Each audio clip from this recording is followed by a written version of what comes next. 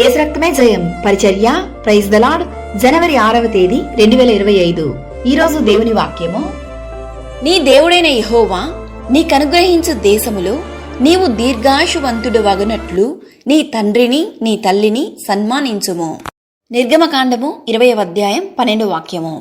నీ తల్లిదండ్రులను నీవు సంతోషపెట్టవలెను అని దేవుని వాక్యం సెలవిస్తుంది. నిన్ను కనిన తల్లిని ఆనందపరచవలెను. నా కుమారుడా, నీ తండ్రి ఆజ్ఞను గైకొనుము, నీ తల్లి ఉపదేశమును త్రోసివేయకుము అని దేవుని వాక్యం సెలవిస్తుంది. తన తండ్రినైనను తల్లినైనను కొట్టువాడు నిశ్చయముగా మరణశిక్ష నొందును. తన తండ్రినైనను తన తల్లినైనను శపించువాడు నిశ్చయముగా మరణశిక్ష నొందును.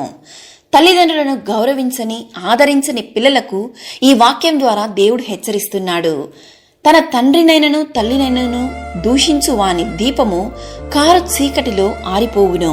నిన్ను కనిన నీ తండ్రి ఉపదేశము అంగీకరించుము. నీ తల్లి ముదిమియందు ఆమెను నిర్లక్ష్యము చేయకుము. తండ్రికి కీడు చేసి తల్లిని తరిమివేయువాడు అవమానమును అపకీర్తిని కలుగజేయువాడు. దేవుని వాక్యమును ధ్యానించి తల్లిదండ్రులకు లోబడి దేవునికి ప్రియబిడ్డగా జీవించుము.